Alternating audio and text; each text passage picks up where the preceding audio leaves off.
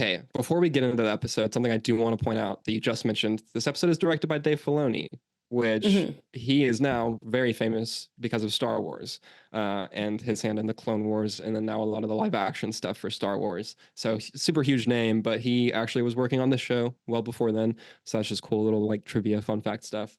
And you can definitely He see has a like little Midas touch, it seems. yeah, you could definitely see a lot of his sensibilities and stuff here.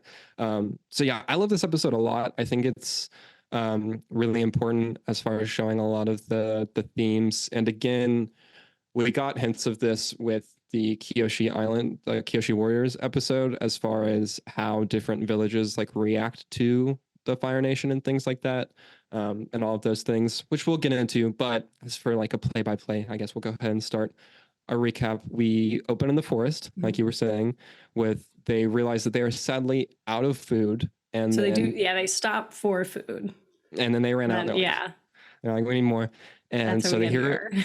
a big boom in the forest and they run towards it. I love Sokka being like, we should probably not run towards the loud noises. Which, like that's very in character. He would say something like that. Like, I'm glad somebody was like, why? Like, you know, in horror movies, there's always that, why are we running towards the noise? Why are we staying in the house? Why are you going like we should, towards like, the why guy are with you the running axe? upstairs? Like, come on, go out the front door. Like, what are you doing? So Sokka's thinking, I'll give him that. He's like, hey guys, we should not go towards what's probably bad.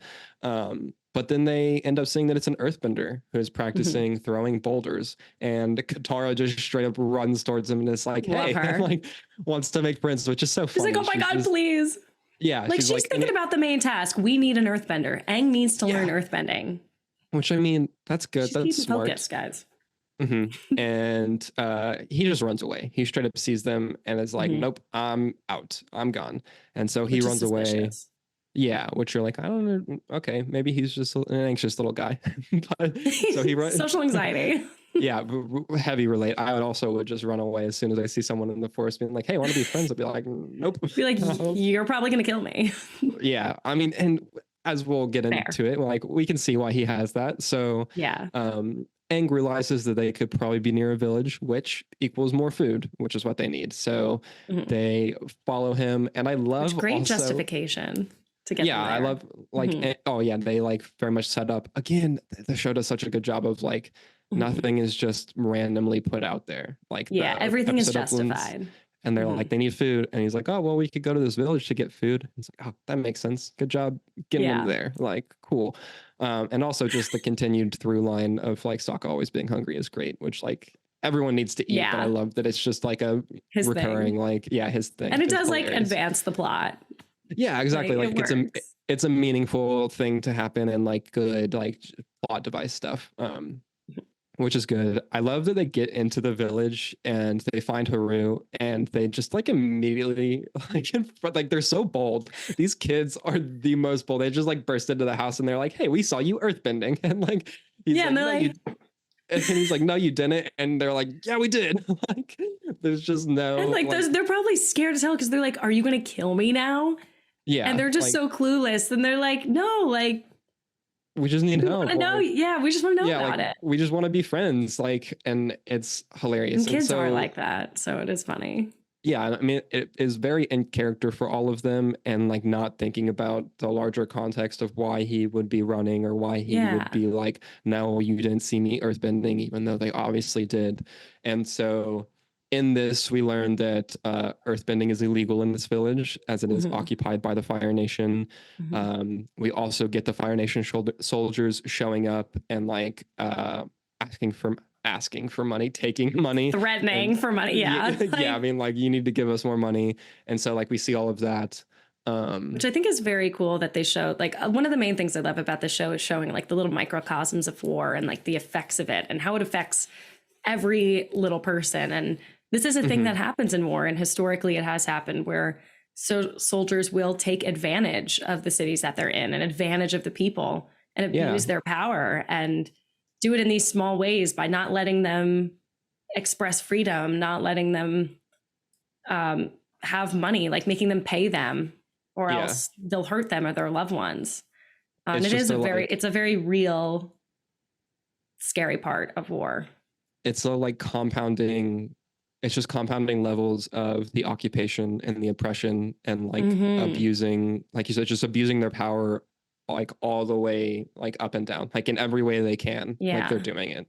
And you really, it's important to see that and like showcase that.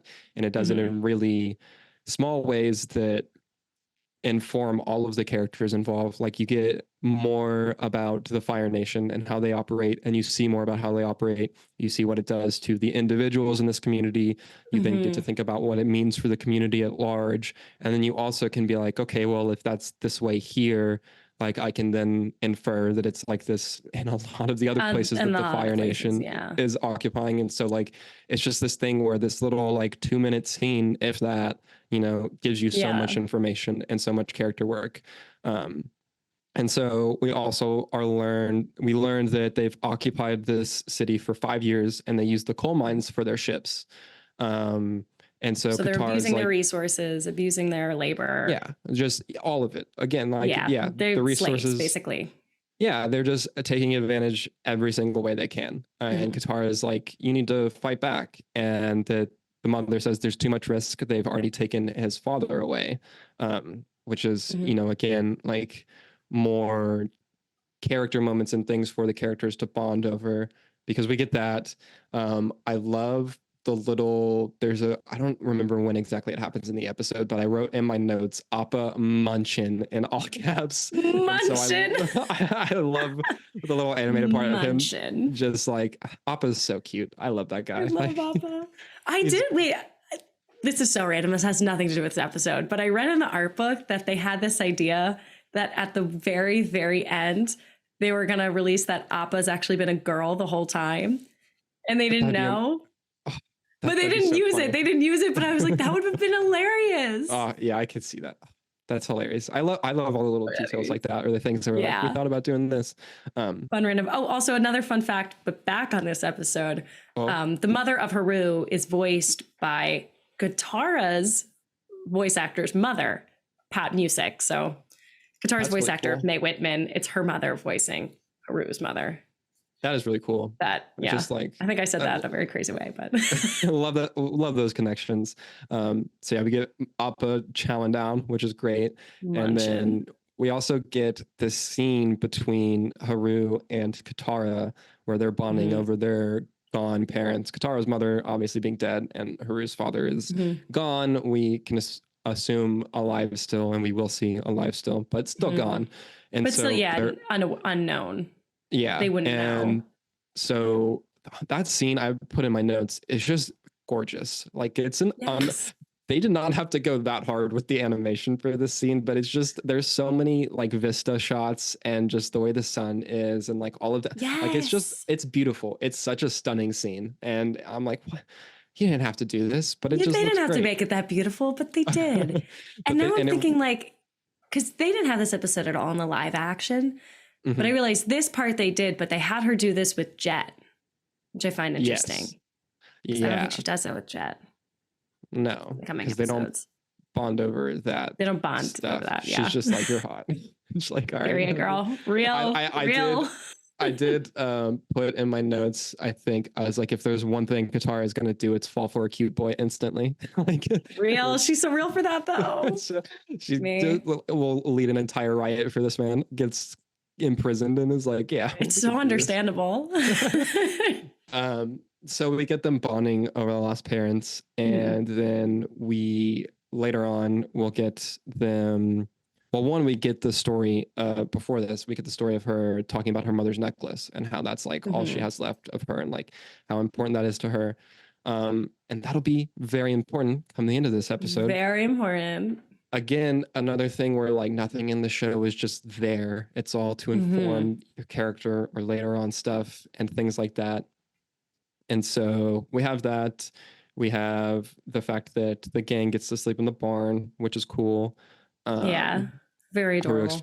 Explains that at first the Earthbenders tried to fight back, and that's when the Fire Nation took them all away, and they don't know where they got taken to, and so that's why the mom's like, "No, we can't revolt anymore." Yeah, that'd be terrifying. I can't. And that is a real thing that happens. Like, yeah, like they're people just get taken away to prisons, then no idea where they go. You just don't know where your family or loved ones are. Like they're just gone now, and you don't.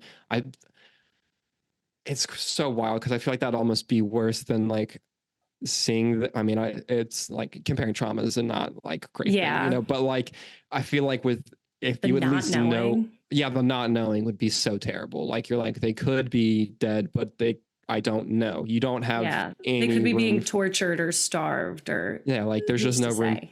for closure there, which would be Hmm. horrific.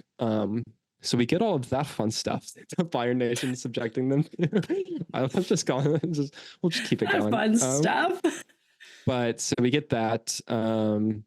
And then the next major thing is that a nearby mine explodes and an old man is Mhm. trapped in the rubble. And the only way to save him is for Haru to earthbend him out of there. And he's like Which not I willing to always do it found this so odd. Why was he out there? Why did it explode? by I'm wondering, I himself. theorize that it's a trap. That would make sense. I Like, feel like, because he does later on rat him out.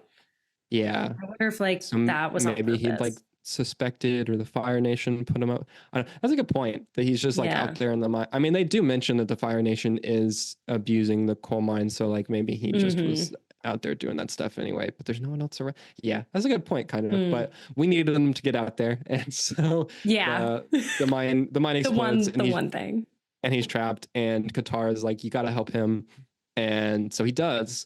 And Mhm. I really love this because one is showing Katara is always going to advocate for the genuinely right thing.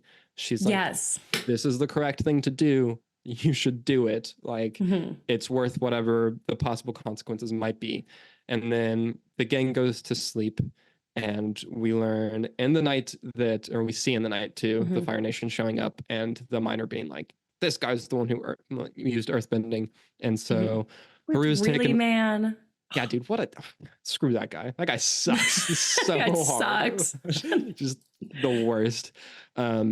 So we But learn also, that like, I Haru's, do like that. Sorry, but no, it's like if I don't rat him out and they find out, yeah, then my like, family could be at risk. So yeah, it shows like how they keep these families under their thumb. Yeah, it's again the compounding of them not.